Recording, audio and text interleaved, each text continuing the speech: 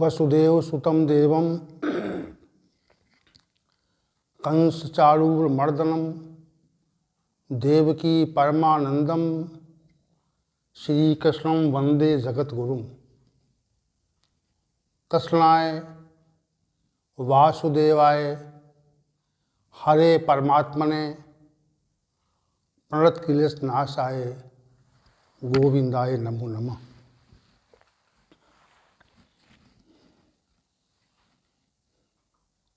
भगवद गीता के इस विशिष्ट ज्ञान सत्र में सभी उपस्थित महानुभावों का सादर अभिनंदन और प्रणाम।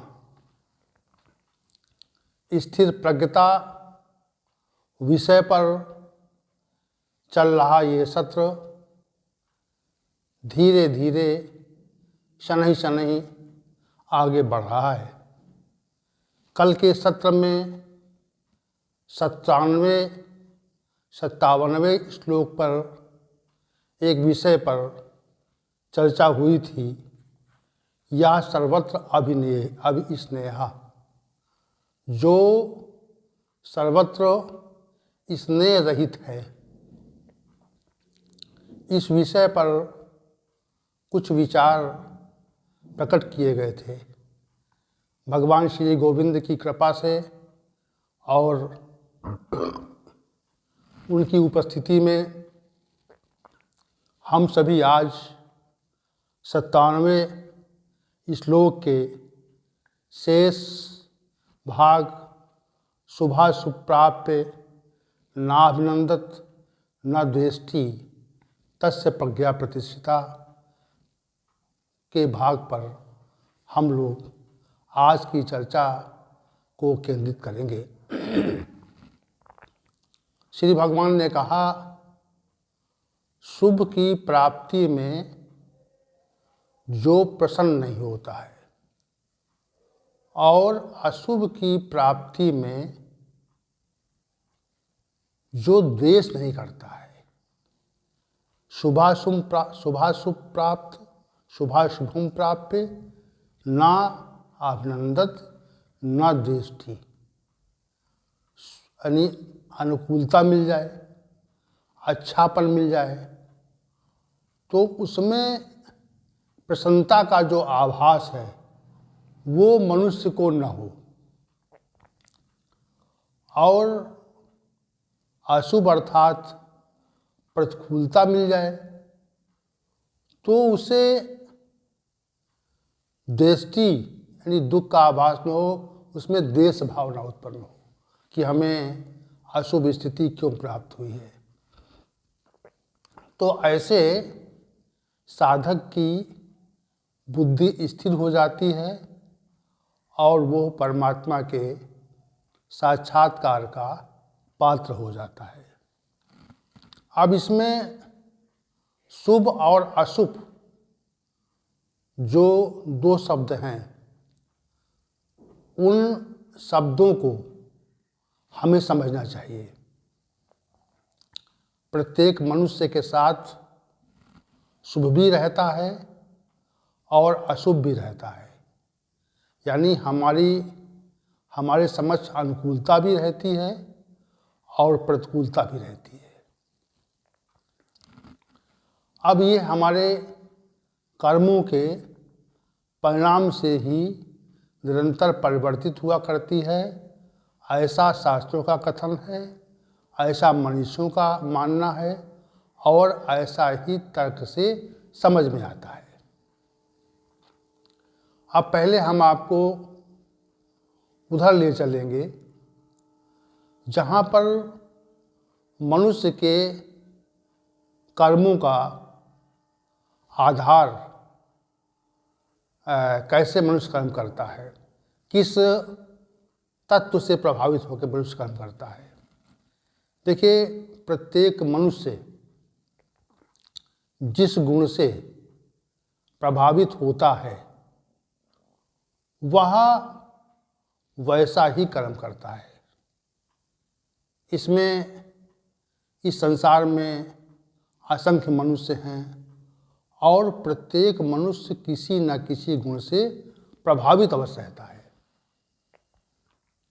कुछ लोग सत्वगुण प्रधान होते हैं, दूसरे तरह के लोग रजोगुण प्रधान होते हैं, तीसरे तरह के मनुष्य तमोगुण प्रधान होते हैं। और इसके अतिरिक्त जब आप सूक्ष्मता में जाएंगे तो इनका जो मिश्रित प्रभाव है वह भी मनुष्यों में स्पष्ट रूप से प्रतीत होता है। सत्वरज प्रधान, सत्वरज प्रधान, ये सत्व और रज का मिश्रित भाव आपको प्रतीत होगा। सत्व और तम प्रधान, सत्व की भी बहुलता रहती है और तम गौण रूप से रहता है। रज तम मिश्रित मनुष्य, रज की प्रधानता है, तम की गौणता रहती है।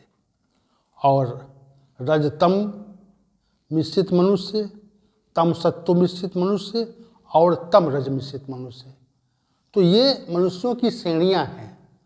और एक प्रकार का विशिष्ट मनुष्य है जो त्रिगुणों से अतीत होता है। त्रिगुणों से अतीत मनुष्य पर गुणों का प्रभाव नहीं रहता।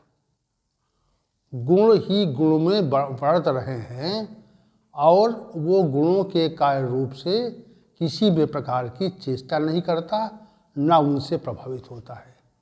ये त्रिगुणातीत मनुष्य है जिसका श्री भगवान वर्णन कर रहे हैं कि शुभ की प्राप्ति में वो प्रसन्न नहीं होता और अशुभ की प्राप्ति में वो द्वेष नहीं करता। तो पहले हम उन मनुष्यों के बारे में बात करेंगे जो इन गुणों से प्रभावित हैं।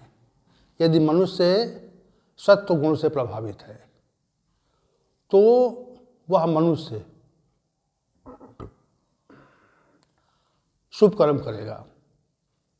उसका प्रयास ये रहेगा कि अन्य लोगों का हमसे हित कैसे हो और अपना भी अहित करके दूसरों के हित का प्रयास करे। देखिए, 4 तरह के विचार के मनुष्य इस संसार में रहते हैं। एक तरह के मनुष्य वो हैं जो दूसरों का हित करके अपना हित करते हैं। दूसरे प्रकार के मनुष्य वे हैं जो अपना भी हित करते हैं और दूसरों का भी हित करते हैं। और तीसरे प्रकार के मनुष्य वे हैं कि स्वयं का हित करते हैं और दूसरों का हित करते हैं। और चौथे प्रकार के मनुष्य वे हैं स्वयं का भी अहित करते हैं और दूसरों का भी अहित करते हैं। इस प्रकार 4 विचारधारा के लोग इस संसार में रहते हैं और वे मनुष्य विशिष्ट हैं जो अपना अहित करके दूसरों का हित करते हैं। इनमें 3 जो मनुष्य हैं वो विशिष्ट नहीं है। तो ये जो विशिष्टता आती है कि हमारा अहित हो जाए और दूसरों का अहित हो जाए, तो ये जो विचार है ये उत्कृष्ट कोटि का है और सर्वाधिक अच्छा है। स्वयं का हित हो, दूसरों का हित हो, ये सामान्य श्रेणी का विचार है। दूसरों का हित हो, हमारा हित हो जाए, ये निकृष्ट श्रेणी का विचार, निकृष्ट श्रेणी की मनुष्यता है। और अपना भी अहित हो और दूसरों का भी अहित हो, यानी स्वयं भी मर जाएं और दूसरों को भी मार दें, तो अहित दूसरों का भी कर रहे हैं और अपना भी कर रहे हैं। तो इस श्रेणी के जो विचार हैं, इस श्रेणी के विचारों के जो मनुष्य हैं उनको अधम कहा जाता है। एक उत्कृष्ट है, एक सामान्य है, एक निकृष्ट है और एक अधम पुरुष है। तो अब यहाँ पर हम ये विचार कर रहे हैं सत्वगुण की जिनमें प्रधानता होती है, तो सत्वगुण की प्रधानता से मनुष्य अच्छे कार्य, दूसरों का हित करता है। स्वयं का हित करके दूसरों का हित करने वाला मनुष्य सत्व गुण प्रधान वाला होता है कि दूसरों को कुछ हमसे लाभ हो जाए। रजोगुणी प्रधान मनुष्य है, इसकी चर्चा पहले भी हुई थी। तो वो मनुष्य है जो संसार में नाना प्रकार के धन संपत्ति ऐश्वर्य प्रतिष्ठा पद और भोग पाने के लिए बहुत प्रयत्न करता है। तो इस प्रकार का जो मनुष्य है वो रजोगुण प्रधान है। तीसरा मनुष्य तमोगुण प्रधान है, वो दूसरों का हित करके अपने हित के बारे में सोचता है। ऐसे मनुष्य को स्वार्थी कहते हैं और उनका किसी न किसी प्रकार हित हो, दूसरों का अहित हो जाए, उनसे उसका कोई अर्थ नहीं रहता। यानी दूसरों का अहित करके स्वयं का हित करने वाले मनुष्य तामसी प्रवृत्ति के होते हैं और यही लोग समाज को विकृत करते हैं। समाज में असामाजिक कार्य, अनैतिक कार्य, लोगों को मारपीट कर धन को वसूलना और नाना प्रकार के हिंसा आदि कर्म, व्यभिचार आदि जो मनुष्य करते हैं वो तमोगुणी मनुष्य है। चौथे प्रकार के वो मनुष्य होते हैं, उनमें सत्व की भी प्रबलता होती है लेकिन रज की गौरता होती है। यानी वे अच्छे कार्य करना चाहते हैं और करते भी हैं, परंतु जो सांसारिक वस्तुएं हैं उनके संकलन का विचार रहता है। शुभ कार्यों के परिणाम से वे सांसारिक वस्तुओं के एकत्र करने का जो मनुष्य प्रयास करते हैं वे सत्व और रज मिश्रित मनुष्य होते हैं। तीसरे तरह के मनुष्य, पांचवें तरह के मनुष्य कैसे होते हैं? सत्व और तम प्रधान, सत्व प्रधान और तम गौण मिश्रित मनुष्य। वो शुभ कार्य तो करते हैं लेकिन अनैतिक कार्यों में भी संकोच नहीं करते। तो चूंकि सत्व की प्रबलता है इसलिए शुभ कार्य, पूजा पाठ की उनकी प्रवृत्ति तो होती है, लेकिन साथ में दुराचार की भी प्रवृत्ति तम गुण की गौरता के कारण होती है। तो सत्व और तम, सत्व प्रधान और तम गौर मिश्रित मनुष्य। जो छठा मनुष्य है रज और सत्व, यानी संसार में प्रवृत्ति विशेष होगी, धन पद संपदा ऐश्वर्य और भोगों को भोगने की इच्छा की प्रबल होगी, परंतु वो हो नैतिक प्रक्रिया से वे लोग इन वस्तुओं को प्राप्त करना चाहते हैं। ऐसे मनुष्य को रज और सत्व प्रधान कहते हैं। अब दूसरे प्रकार के मनुष्य रज और तम प्रधान। उन मनुष्यों में जो प्रवृत्ति होती है संसारिक वस्तुओं को एकत्र करने की प्रवृत्ति विशेष होती है, परंतु वे अनैतिक प्रकार से भी धन पद ऐश्वर्य प्रतिष्ठा आपद आदि का संग्रह करते हैं और ये प्रयास करते हैं कि किसी न किसी प्रकार से हमको सांसारिक वस्तुओं की स्थितियों की प्राप्ति हो जाए, भोग आदि प्राप्त हो जाए। तो ऐसे मनुष्यों को रज और तम, रज प्रधान और तम गौर मनुष्य कहा जाता है। अब आठवें प्रकार के मनुष्य वो लोग हैं जो तम और सत्व प्रधान होते हैं। वे वास्तविक रूप से दुराचारी तो होते हैं, दूसरों को सताकर धन पद ऐश्वर्य प्रतिष्ठा आदि प्राप्त कर लेते हैं, लेकिन उसमें से कुछ धन सत्व गुण की गौरता के कारण लोगों के परमार्थीय कार्य के लिए भी खर्च करते हैं। ऐसे मनुष्यों को तम और सत्व गुण, तम प्रधान और सत्व गुण गौर मनुष्य कहा जाता है। और नवे प्रकार के वे मनुष्य हैं जो तम और रज मिश्रित होते हैं। तम की प्रधानता होती है और रज की गौरता होती है। तो ऐसे प्रकार के जो मनुष्य होते हैं वे अनेक प्रकार की संपदाओं को अनैतिक रूप से एकत्र करने का प्रयास करते हैं और इस संसार में अपनी सत्ता स्थापित करने के लिए प्रयत्नशील होते हैं। तो ये तम और रज मिश्रित लोग हैं। तो ये प्रत्येक मनुष्य, संसार का प्रत्येक मनुष्य त्रिगुणों के प्रभाव से ही संसार में अनेक प्रकार की क्रियाएं और चेष्टाएं तथा गतिविधियां करता रहता है। ये निश्चित है, क्योंकि मनुष्य किसी भी देश का हो, किसी भी काल का हो, किसी भी अवस्था का हो, किसी भी आश्रम का हो, वो इन त्रिगुणों के प्रभाव से प्रभावित होकर करके अनेक प्रकार की क्रियाएं करता है। और इसका स्पष्ट कहना ये है कि हम सभी लोग गुणों के प्रभाव से ही संपूर्ण क्रियाएं नित्य करते रहते हैं। उनमें गुणों की प्रधानता होती है।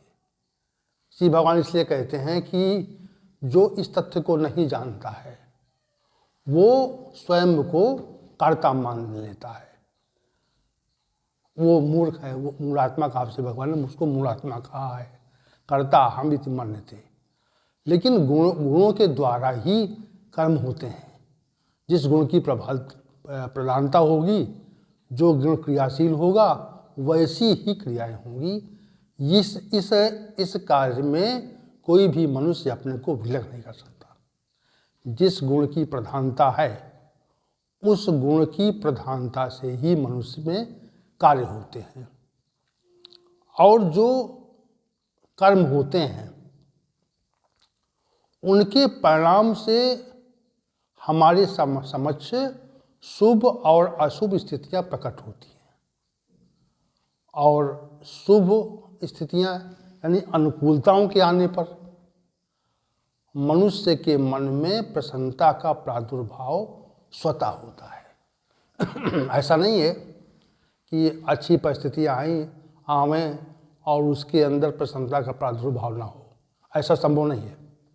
सामान्य रूप से ये संभव नहीं है। और हमारे कर्मों के परिणाम से भी अशुभ प्रकार की प्रवृत्तियां स्वतः ही प्रकट होती हैं। ऐसा नहीं हो सकता कि हमारे दुष्कर्मों के परिणाम से अशुभ प्रकार की स्थितियां प्रकट न हों। और ये भी नहीं हो सकता है कि अशुभ परिस्थितियों के उत्पन्न होने से हम उनसे द्वेष न करें, न दृष्टि।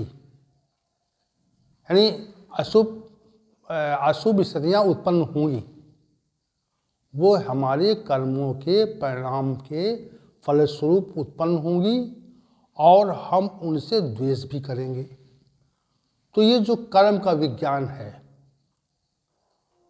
वो सामान्य पुरुष नहीं जानता, और सामान्य पुरुष न जान करके वो शुभ की स्थितियों में प्रसन्नता का आभास करता है और अशुभ की स्थितियों में द्वेष करता है। जैसे हमें कोई सांसारिक भोग की इच्छा हो और वो हमें प्राप्त हो जाए, तो उसके प्राप्त होने पर हमारे मन में प्रसन्नता का स्वतः ही प्रादुर्भाव होता है। इसको कोई रोक नहीं सकता। और अगर कोई इच्छा होने पर, किसी भोग की इच्छा होने पर हमें वो न मिले तो ये अशुभ स्थिति उत्पन्न होती है और उससे द्वेष भाव स्वतः होता है। तो श्री भगवान अब ये कही, यहाँ पे इन्होंने ये कहा है श्री भगवान ने कि तत्त शुभाशुभम प्राप्य, उस शुभ और अशुभ को प्राप्त होने पर नाभिनंदति और न दृष्टि। न तो प्रसन्न होना है और न द्वेष करना है। तो ये विशेष परिस्थिति कैसे होती है और हम इस स्थिति को, ऐसे कौन से लोग हैं जो इस स्थिति को प्राप्त कर लेते हैं? तो जब तक गुणों के प्रभाव से मनुष्य प्रभावित होता है रहता है, तब तक गुणों के प्रभाव से मनुष्य प्रभावित रहकर ही क्रियाशील रहता है। तो वो महापुरुष जो त्रिगुणों के प्रभाव को जान लेते हैं, जैसे हमारे शरीर में कोई रोग आ जाए, जैसे ज्वर आ जाए, बुखार आ जाए, तो बुखार के आने पर हमें ज्वर का आभास होता है। तो जो साधक है वो कर्मों की प्रवृत्ति को देखकर, यानी हमारी उन्मुखता किस ओर है, इस तथ्य को देखकर वो ये जान लेता है कि हम किस गुण से प्रभावित हैं, यानी हमारे शरीर में किस गुण की प्रधानता है। और एक विशेष बात ये है कि गुणों का जो प्रभाव है वो मनुष्य के आंतरिक स्वरूप पर भी, बाह्य स्वरूप पर भी, ज्ञानेंद्रियों और कर्मेंद्रियों पर भी, मन पर भी, बुद्धि पर भी और अहंकार पर भी रहता है। जैसे हम किसी नदी में स्नान करें तो हम नदी में स्नान करने पर हमारा जो शरीर है वो पूरी तरह से जल से भीग जाता है। वैसे ही त्रिगुणों से ये समग्र शरीर भीगा हुआ है। इसीलिए हमारे मन भी 3 प्रकार के हो जाते हैं, सात्विक मन, राजसी मन, तामसी मन। बुद्धि भी 3 प्रकार की हो जाती है, सात्विक बुद्धि, राजसी बुद्धि और तामसी बुद्धि। अहंकार भी 3 प्रकार का हो जाता है, सात्विक अहंकार, राजसी अहंकार और तामसी अहंकार। तो ये जो विभिन्न प्रकार के जो मन, बुद्धि, अहंकार तत्व हैं, तो उन सूक्ष्म तत्वों पर जो गुणों का प्रभाव होता है उसी कारण हमारा जो परिवर्तन हुआ करता है। तो जो वास्तव में साधना की पराकाष्ठा पर पहुंच जाता है वो गुणों के प्रभाव को जान लेता है और उसकी उन्मुखता संसारिक कर्मों की ओर समाप्त होती जाती है। एक बात यहाँ पे और है, हमें कभी कभी साधना काल में जब अच्छी स्थिति प्राप्त होती है तब भी प्रसन्नता का आभास होता है, सूर्य, चंद्र, तारे इत्यादि दिखाई पड़ते हैं तो भी प्रसन्नता का आभास होता है। और ये प्रसन्नता का जो आभास है वो हमारी अग्रिम साधना में विशेष रूप से बाधक रहता है। इसलिए हमें प्रसन्नता का आभास वहाँ नहीं होना चाहिए। तो त्रिगुणातीत जो पुरुष है, जिसकी स्थिति त्रिगुणों के प्रभाव से प्रभावित नहीं है, जो त्रिगुणों के प्रभाव को जानता है और जानकर उससे विलग हो जाता है, उससे मुक्त हो जाता है, उससे परे चला जाता है, जो निश्चय गुणयोग है, त्रिगुणों से जो परे है, त्रिगुण के प्रभाव को जानकर उन गुणों के स्वरूप का, कार्य का अतिक्रमण कर देता है जो मनुष्य, उसे त्रिगुणातीत कहते हैं। श्री भगवान ने उसका वर्णन कि अर्जुन के पूछने पर यह बताया था कि उसके लक्षण क्या होते हैं, त्रिगुणातीत मनुष्य के लक्षण क्या होते हैं, तो उसका वर्णन भी विशेष रूप से किया गया। समय आने पर उस पर प्रकाश डाला जाएगा। लेकिन ये यहाँ पर आवश्यक इसलिए है कि त्रिगुणातीत मनुष्य के जो गुण हैं वह स्वयं भी प्रकट होते हैं। और जब तक मनुष्य त्रिगुणातीत नहीं होता तब तक वह शुभ अर्थात अनुकूलताओं के आने पर प्रसन्न होता है और अशुभ अर्थात प्रतिकूलताओं के आने पर उनसे द्वेष करता है, दुखी होता है। तो श्री भगवान का जो कथन यहाँ पर है वो उन मनुष्यों के लिए है जो गुणों से अतीत हो चुके हैं और हमें गुणों के स्वरूप, उसके प्रभाव को जानकर उनसे अतीत होना है।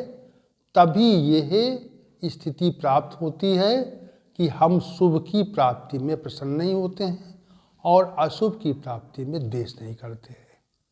तो ये संपूर्ण श्लोक में जो ये शब्द था, या सर्वत्र अभिस्नेहा, जो सर्वत्र स्नेह रहित है और जो शुभ की प्राप्ति में प्रसन्न नहीं होता और अशुभ की प्राप्ति में द्वेष नहीं करता। तो तीन बातें इसमें हैं। इस संपूर्ण श्लोक में 57वें श्लोक में तीन तथ्य श्री भगवान ने कहे। स्थित प्रज्ञ मनुष्य के लिए तीन तथ्य कहे और ये कहा कि जो इस संसार में सर्वत्र स्नेह रहित बरतता है उसे किसी व्यक्ति, वस्तु, स्थिति से स्नेह नहीं रह जाता और जो शुभ की प्राप्ति में प्रसन्नता का आभास नहीं करता है और जो अशुभ की प्राप्ति में द्वेष नहीं करता है। ये तीन स्थितियां अलग अलग हैं, लेकिन इन तीनों स्थितियों को साधकों को देखना चाहिए। यही उसकी परख भी है और यही प्रक्रिया भी है। प्रक्रिया ये है कि हम सर्वत्र स्नेह रहित हो जाएं। जो भी हमारे संपर्कित हैं उनसे स्नेह का समापन करें। इसलिए करें क्योंकि वे समय के साथ समाप्त होने वाले हैं और उनसे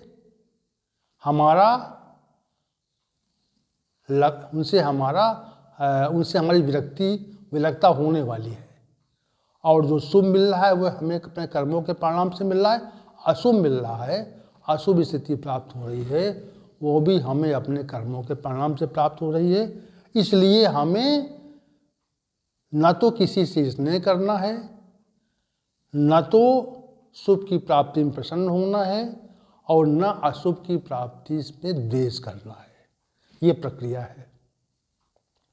तो चूंकि ये श्री भगवान के द्वारा जो ये प्रस्तुतिकरण है ये विशेषकर उन लोगों के लिए है जो परमात्मा का साक्षात्कार किए हुए मनुष्य हैं और या उन साक्षात्कार की स्थिति तक पहुंच चुके हैं। विशेष प्रस्तुति श्री भगवान की है ये। तो हम सभी साधकों को इस स्थिति को प्राप्त करने का प्रयास करना चाहिए। और यह जो उत्तर है श्री भगवान का, जो श्री भगवान ने जो अर्जुन ने जो प्रश्न किया था, किम प्रभासेत, कैसे बोलता है, तो इसका जो उत्तर श्री भगवान ने दिया वो भी 56वें और 57वें श्लोक में दिया है। आज का सत्र इस स्थित प्रज्ञता के इस 57वें श्लोक की व्याख्या के साथ समाप्त होता है। कल हम 58वें श्लोक की ओर बढ़ेंगे और उसके पूर्वार्ध भाग पर चर्चा करेंगे। यदा सहार्ते चायम कूर्मोंगान्यु सर्वशः इंद्रियाणि इंद्रियार्थे भे तस्य प्रज्ञा प्रतिष्ठा। इस श्लोक पर चर्चा करेंगे। आज की चर्चा को यहीं विराम देते हैं। सभी श्रद्धालुओं का, सभी उपस्थित महानुभावों को प्रणाम है।